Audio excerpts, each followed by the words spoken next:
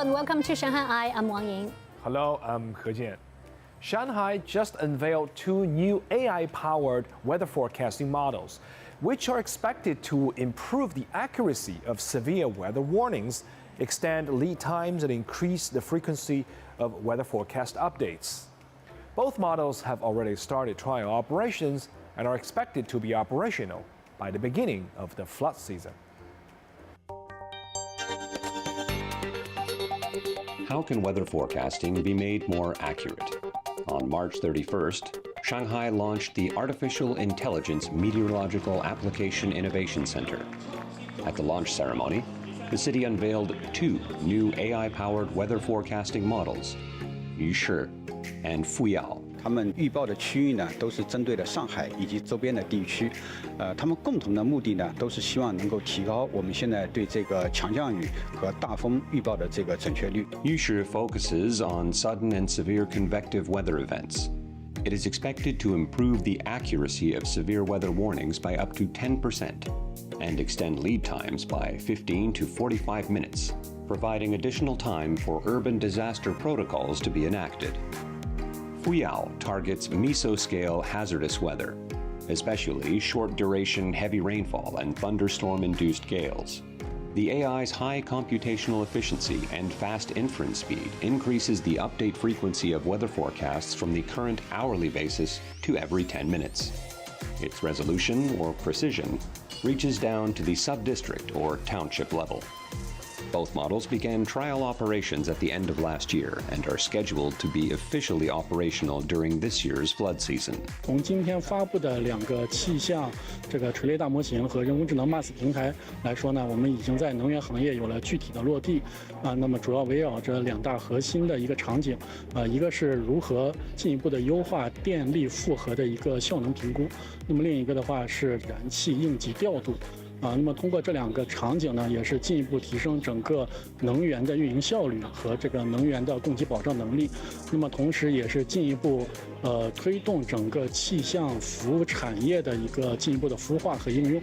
The Innovation Center is also actively working to develop an international cooperation platform for AI in meteorology.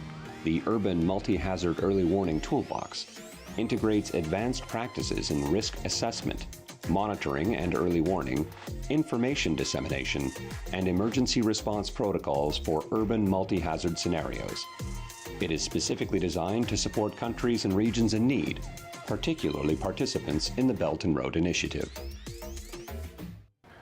The latest State of the Global Climate Report issued by the World Meteorological Organization says 2024 is likely to be the warmest year in 175 years of observational data. Younger generations show a greater awareness concerning environmental issues, and they are much more likely to engage in eco-friendly purchasing and are almost always willing to take part in public activities related to sustainable development.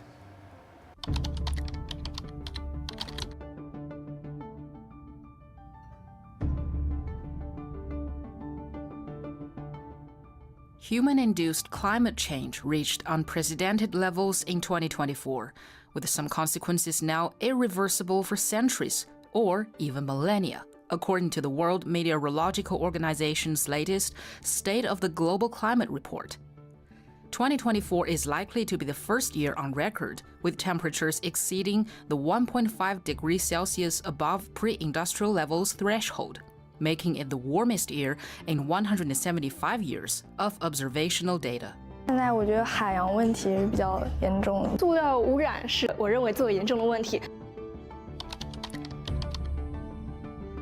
就是从小事做起，主要是垃圾分类，去循环利用你的水资源，去推广，去推动这个环保的执行。Everyone takes a small step.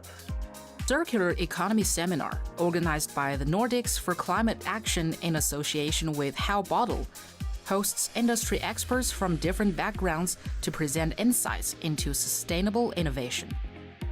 Over 40 students from across Shanghai participated in the post-seminar eco-innovation workshop, transforming used canvas bags into practical yet stylish everyday items. 个类似于被污染的海洋，然后就是塑造出人们就是童话里的那种很梦幻的感觉。但实际上，你看这边的，这是个月亮，它是有点在哭的，就是我们的地球其实是被我们类的一些发展啊给破坏的，然后它被塑形成我们想要的样子。我贴了2个贴贴，一个是让自己更开心，地球也开心，以及一个可爱的地球。According to a report on China e-commerce's green development, those born in the 90s and 2000s demonstrate significantly higher comprehension of green consumption compared to other age groups, reaching 70% and 79% respectively. Today, a growing number of young Chinese consumers are showing greater environmental awareness and willingness to engage in eco-friendly purchasing. I think people are more awareness about the environmental problem, especially the youth, and a lot of our consumers actually they are young people. It's kind of the instinct that if I want to buy something, first of all I want to buy something that is unique, and secondly I want to buy something that do no harm. So, and furthermore, maybe if it's do more for the earth, they would definitely buy it. The Chinese consumers are a lot more aware, a lot more clued up, and sponges of knowledge. Like the passion for the story side of it especially, and then learning more about design and sort of starting to gain more of an opinion on design leads to bigger conversations around sustainability or green initiatives, and I think it's only natural that it follows.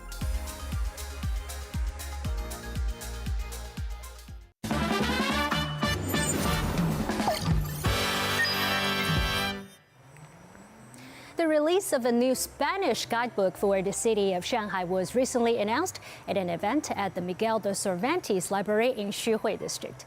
The first edition was released back in 2010 during the World Expo. This latest and third edition has been fully updated. For those who can't get their hands on the printed copy, an e-version is available online for free.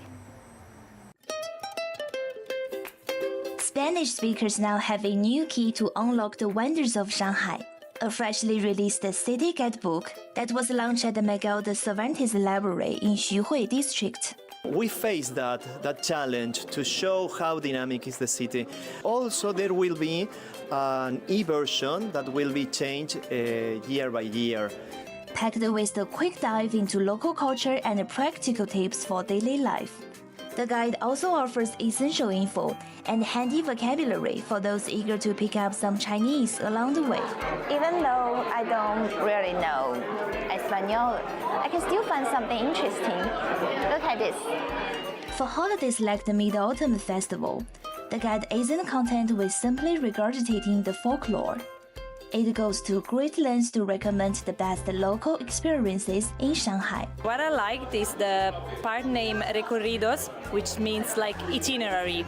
So something that is a mix of art, history, just getting lost in the city. I think this book is much more than a simple guide of a city, but it shows the beauty and the aesthetic of the city. The book also highlights the ties between China and the Spanish-speaking countries, shining a light on the vibrant presence of the Hispanic community in Shanghai. This city that for us is amazing, that it doesn't have only one kind of story. I think that this guide is the result of our living here. We love the city and we wanted to show that face, the city that we love. In today's Shanghai A to Z section, we offer a guide to borrow and use shared power banks, so you can avoid having a smartphone with a dead battery. First, find a shared power bank rental station. In Shanghai, they can be found in many shopping malls, restaurants, fruit stores, and metro stations. Then, scan the QR code posted on the power bank cabinet, and you will be redirected to the rental page, on which you can check the remaining power of the power bank, rental price, deposit, and other information. Just read the relevant terms and select a shared power bank to borrow. And next, pay the corresponding deposit, and the system will allocate a power bank to you. Then remove the power bank from the cabinet. And when your charging is completed, you can return the power bank to any station, provided it's the same brand. The amount you need to pay depends on how long you use the power bank. The price varies with different brands, and even with the same brand, the price can vary depending on your location. During the return process, ensure that the power bank is turned off and properly inserted into the cabinet. And the system will automatically refund your deposit after you give it back to the bank.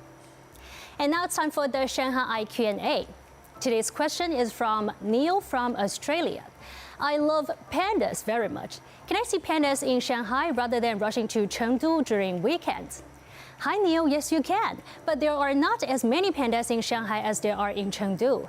You've got a couple of options. You can head over to Shanghai Wild Animal Park in Pudong area or visit the Shanghai Zoo in Changning District. If you've got a question for us, you can find us on all the socials. We'd love to hear from you. You can find our content online as well. And join us here on Dragon TV Monday to Friday. Thank you so much for watching. See you next time.